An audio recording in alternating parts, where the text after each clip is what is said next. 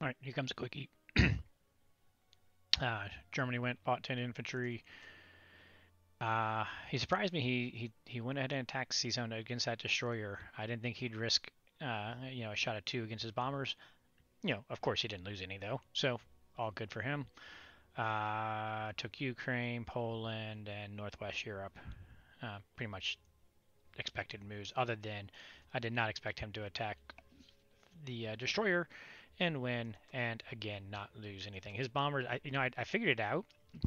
I believe his bombers got early stealth technology. That must be what's been going on. Somehow Axis has already obtained stealth technology, because we cannot shoot down a bomber for the life of us.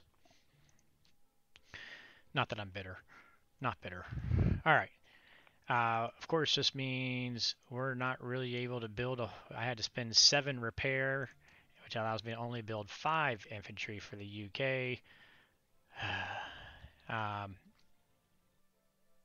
And I'm not even going to bother building artillery. We're just going to save up our money for repairs and max unit hit counts.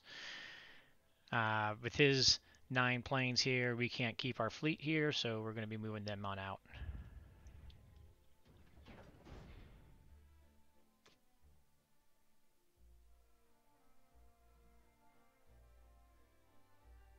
Oh, you know what? I didn't count these guys. That's what I wanted. That's right.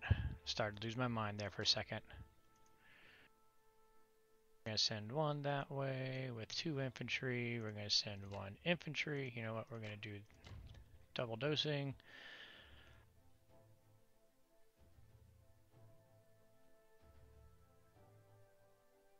Oh no, you know what? I can't do 1 less there. We need...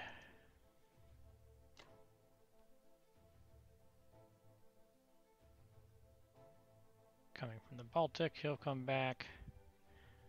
We got 2 going up there, they'll come back. Oh, wait. They're not coming back, that's right. Hold up. Get my mind back with myself. These guys are going 1, 2, 3, 4. 1, 2, 3, 4. The last move is going to be the controversial move that I'll be interested to see what people's input on it is. I'm going to do a quick calculator double check. All right, and so this last move and the most controversial move is doing this. So the super fast look at this is, if you had 2 planes going against 1 infantry, most odds are fighter hits plus 3 IPC. The infantry hits 1 in 3 turns, so 3.33 negative. So it's a 2v1 is a negative 0.33. In essence, it's the same thing with 4v2. It's a little different. I'm not splitting hairs. Ultimately, it's at a 0.66 or roughly 1 point disadvantage IPC trade for me. But not hitting them, or by hitting them, I'm saving myself 4 IPC because they can't get hit, plus the 3 of them, my infantry not getting hit. So I'm saving, in essence, 7 IPC by saving this guy, plus the effect that it has on his offensive in Africa. So that's why I'm going for it, plus the fact that I'm falling behind and I need to take risk. So there we go. There's my justification for those that would be interested. And moving along, here we go.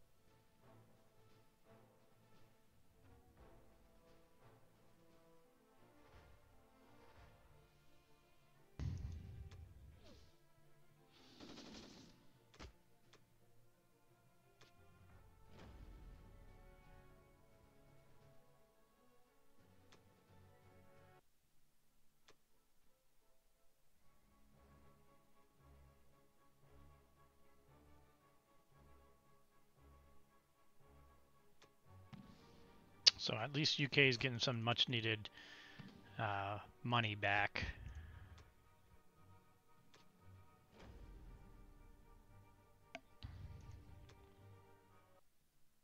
Getting some brown territory there to help pay for the bombing.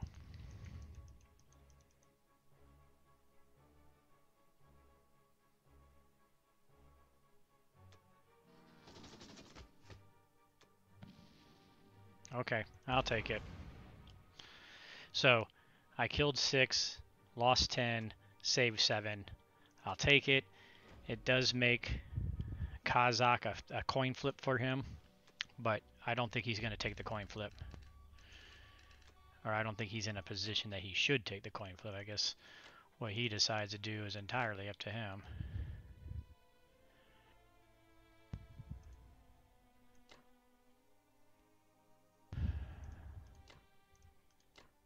I was going to send these guys up to C-Zone 3, but being here gives me the flexibility to come here, or come down here, and they're not needed in C-Zone 3 right now. Since he did take the strike, I saved the 1 fighter so that I have a decent, force and not going to get hit by 2 bombers wiping the fleet out. Alright, we got 54, 58. That leaves me 2 that can come down this way. For trading Ukraine next turn. And I should still have enough there. Assuming I didn't miscount again this turn like I did last turn.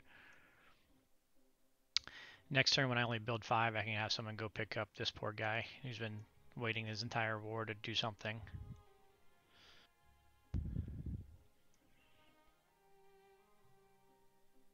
I mean, I suppose I could move him in there just in case he does a kick over, but he does have artillery in it now, so it's not really of a benefit. Just make sure these guys are in Baltic. Yep. Got. Move. They're stacking 1 last turn in Kaza. Alright, I think that's it.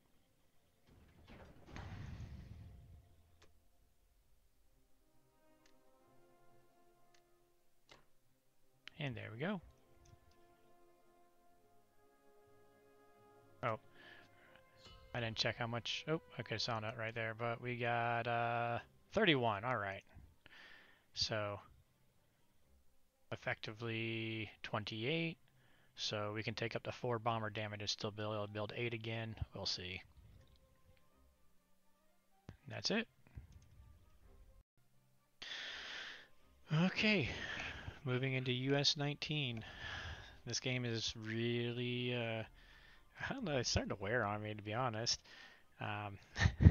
Yeah, I think I have voiced my frustration too much on some of the dice battles and some of the bombing raids and all that sort of stuff. And I think it's frustrating because I think I've generally had a slight advantage at outplaying him, but he has had a considerable advantage on the bombing raids and the dice that the game is slowly slipping in his favor further and further, I feel like. So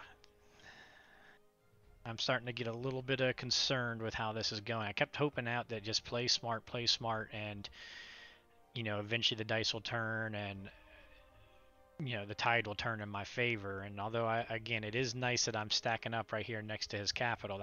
That's a good thing.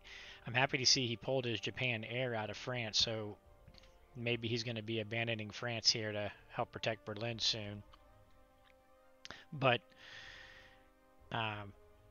he doesn't have to because of how I had to move. I only got 3 transports threatening France, so he really doesn't have much to worry about. So he can probably stay in there with just the German units right now. So the good news is, again, this is one of those misplay. This was a misplay by him. He could have stacked Novo this turn, and had he stacked Novo, then I would have had to have pulled back into Moscow and abandoned Kazakh. But he did not, so that means Novo, I get to stay here yet another turn. I could take advantage of him being around away another turn. Meanwhile, also, he did set up the possibility where I now have 2 tanks, 2 bombers that can hit Persia, 2 tanks, 2 fighters that can hit India, and I can even sacrificing those 2 tanks, I can still hold Kazakh versus what he has left because he's got too much of his air out of place because this is I got what I wanted. I drew his transports down south, so now they cannot get back to India. But also these fighters can't reach Kaza or Moscow. This fighter can't reach Moscow, although it can add to the Kaza attack. But he only has 2 fighters now that can reach Kaza and 3 bombers. So I'm looking at this strike. It's going to cost me potentially 4 tanks, potentially not. Um, if one of my Russian tanks survives here because he's giving me an extra turn here, I should be able to retreat the Russian tank back the next turn.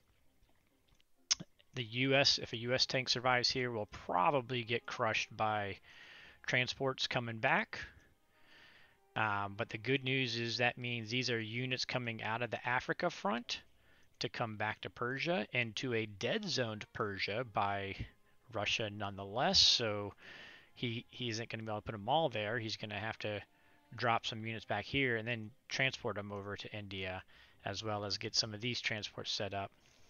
So the reality is, if all goes well and I take India with a Russian tank surviving, which 2 fighters, 2 tanks versus 3 infantry with willingness to sacrifice the fighters is a 93% chance to take. Average results are that I take it without losing anything. I didn't check to see how often I may have to sacrifice a fighter to take it, though. Let's see. I'm pulling it up on the calculator right now. So there is an 83% chance I take with 1 fighter dying, a 56% chance I take with 1 tank, 93% if I sacrifice 2 fighters. So hopefully we get at least the 83, ideally the 56% result. But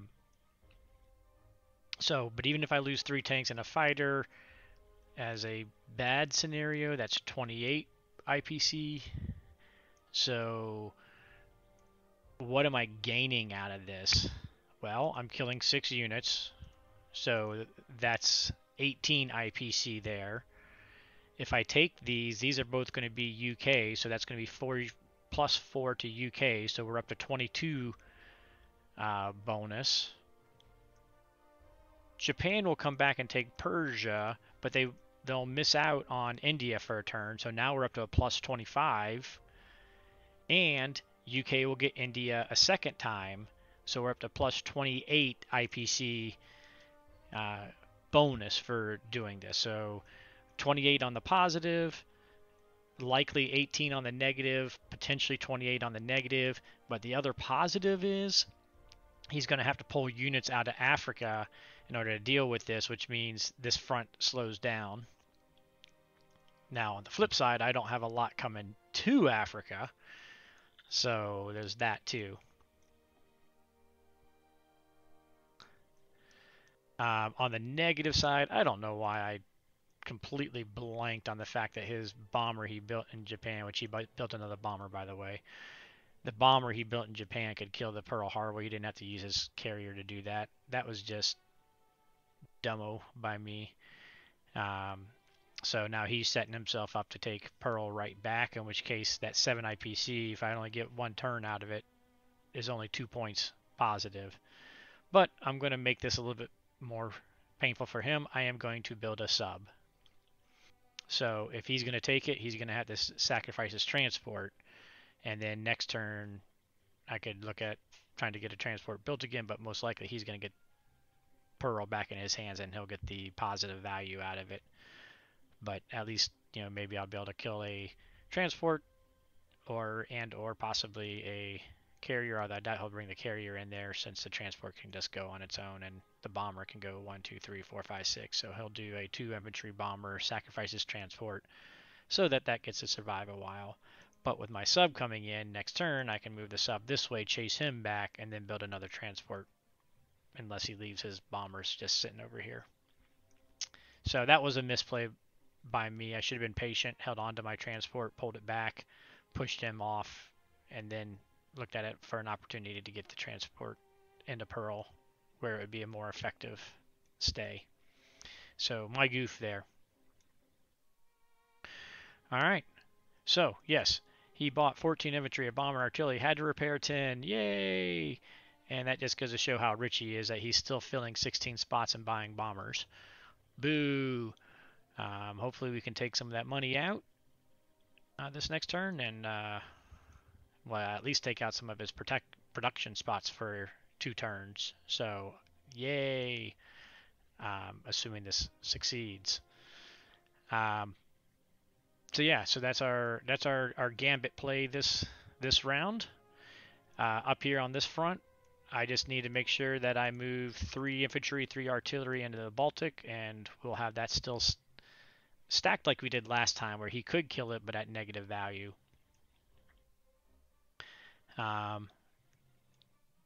Yeah, so that's our big picture. Hoping we can start to turn the tide a little bit here, make him pull some out. You know, at least hold on to our couple territories and see where all of this goes. The other thing that I'm going to have to do is I am going to be coming to Z Zone 23 with the Americans, which he'll have 2 bombers. Excuse me, 3 bombers. This bomber can go 1, 2, 3, 4, and now 5, 6, or 5, 6 here, which would be, well, doable. So he can bring 3 bombers to attack my fleet of 4, and then I can bring these guys in, but he could send 3 fighters and 2 bombers from Japan there as well. However, I think with my move back here, assuming that it's successful, he's going to be pulling these guys back with the transports. He's not going to want to send the fighters out attacking this way. So even though this is at a potential positive, I think he's got like a 60% chance of wiping my fleet and my 1, 2, 3 transports, and all of these that American fleet and that British fleet. I don't think he'll take it because he'll lose a lot of fighters. He'll lose opportunity cost over here. And so we're just going to see. So combat. Guess what? He sent bombers at the UK. Surprise, surprise. And I bet you can't guess how many bombers got shot down. If you said none, you are correct. But he did only do 3 IPC damage at least, so I guess I got to be thankful for that, because that should have been 7, right? But dang it, still no bombers shot down to this date. That stealth technology is just driving my guys nuts. All right. So build. We're building 8 infantry, 1 artillery. I'm going to have 1 unit short on a boat, or no, we're not. We're replacing one of our units in Norway. So because I am going to build a fighter, just because it makes me feel a little bit more comfortable with my fleet up here, because now he can do 3 bombers of Germany, 3 bombers of Japan, since I'm sending this fleet south. He could do a 1-2 shot up here, and with all my transports I'm loading up in that zone, I just feel more comfortable with 1 more fighter up there. So we're going to put a fighter up there. And we're building that sub that we're going to put over here. So, there we go. That was a lot of intro, but again, just a lot of stuff kind of going on here. But we are going to go this way. I'm going to use 1 unit here because I can, and that way I can save that guy. And I think that's all the attacks, actually.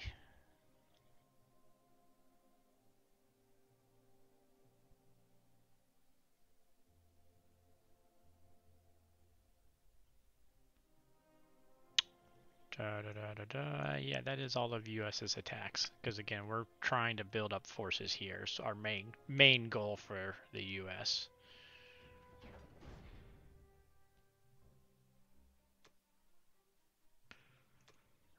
Alright, here we go.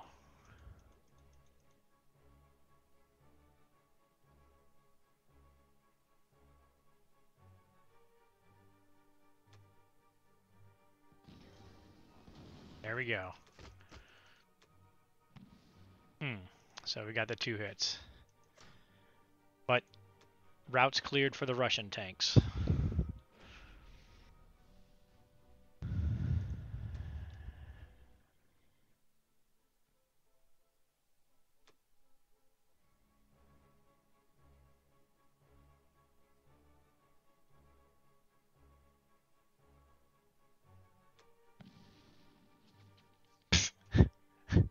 The infantry hit and the 8 fighters missed. Wow.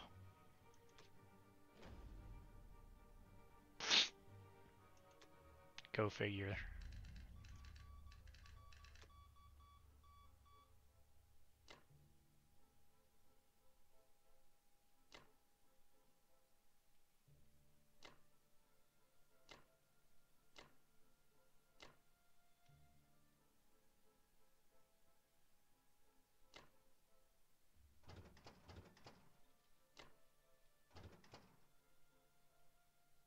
Oh wait, do I need to do that way? Now I think about it. So, yeah, the German bombers are there. Yeah, no, I can... 2 German bombers, they're safe against this. I don't need to send my transports there.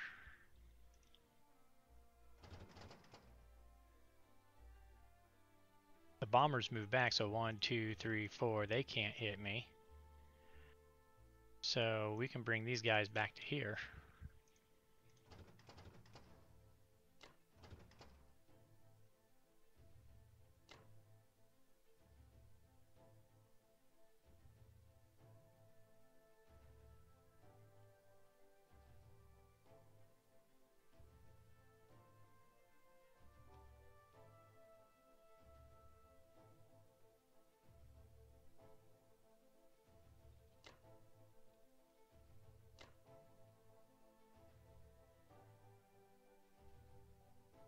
Actually, I'm going to bring him on down through here, I think.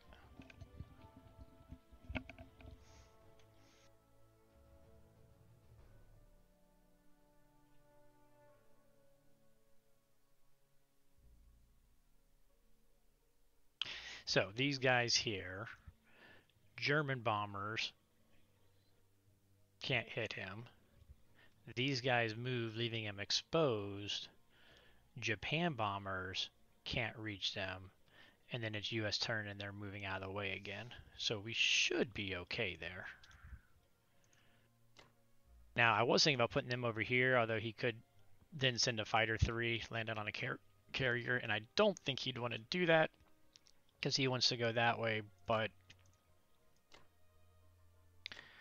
he has proven to me to not be predictable. I do want this to make sure that we are on a fighter first profile now, because it's going to be tight with those 3 German bombers, and we don't want to have the fighter land. We'd rather a carrier live than a fighter land on the ground.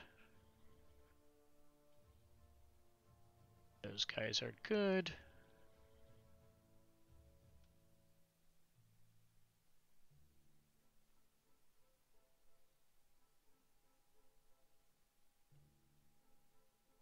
Everybody through there. We got everybody moving. We got our units going to there.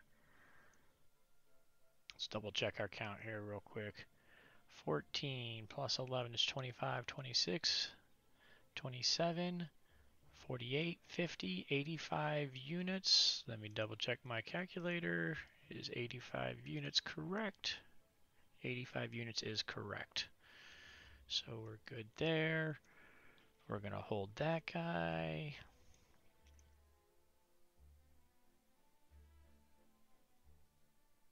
Really wish I could see everything move before we're locked in. All this spaghetti throws me nuts. So I apologize about looking and looking and looking. I just don't want to make a stupid mistake. Alright.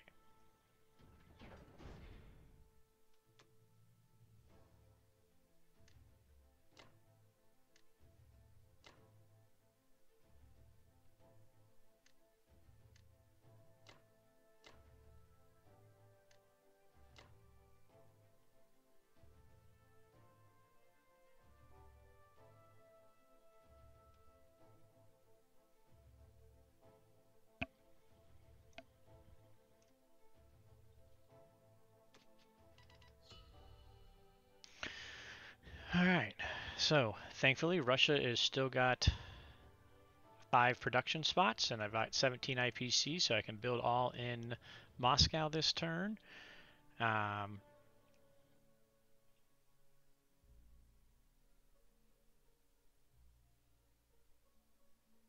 I do want to double check what I need to keep in Moscow. I think I looked at it already because I'm not going to be able to attack that infantry, or else I have to use my fighters on him, UK fighters on him.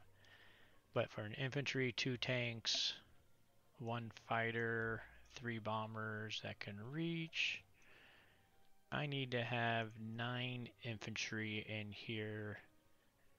At the end of this, we're going to build at least 5. Now we could do artillery build since he balked. I'm going to take a quick look at, I'm going to pause for a second and look at what the dead zone percentage is on Novo this turn if I build 2 artilleries instead of just 5 infantry, since he balked this last time. So yeah, so there's like no chance of me dead zoning. I hope he just continues to see me stacking Kaza, because I can do that, and he stays out of landing into Novo. Every turn I can buy, like I said, without having to give up Kaza, the happier I am. So we're just going to buy the 5 infantry, start getting ready for our turtle time, because it is turtle time.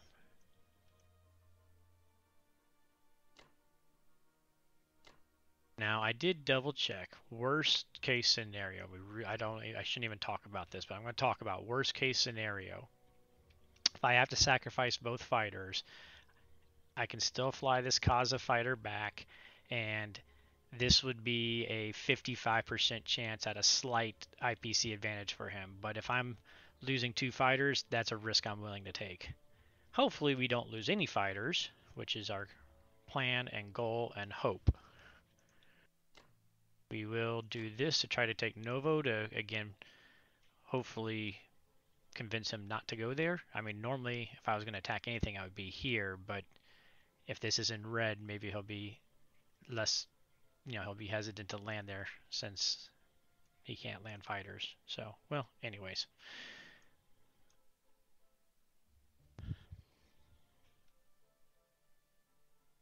Here we go. This is the big one.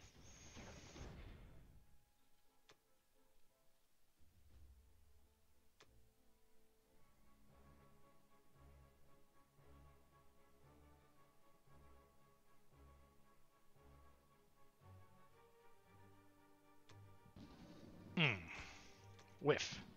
Oh my gosh. I'm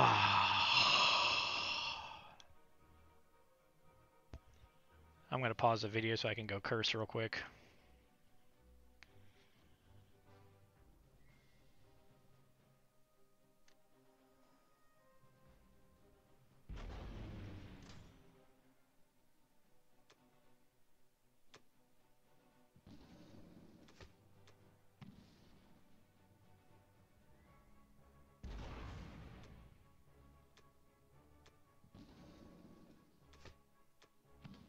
Are you kidding me?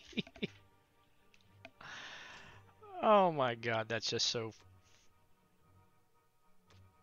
unfunny. I can't even. I'm just. I'm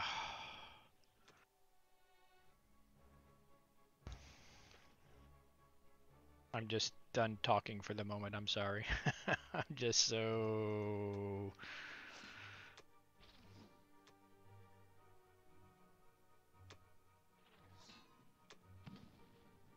Why not?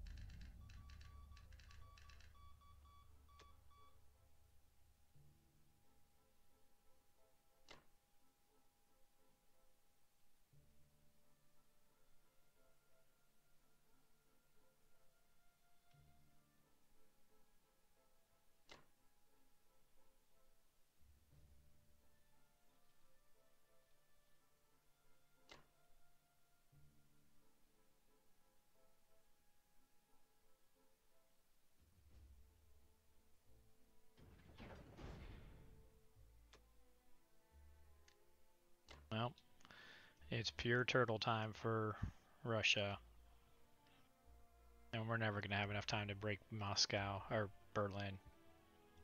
Ugh.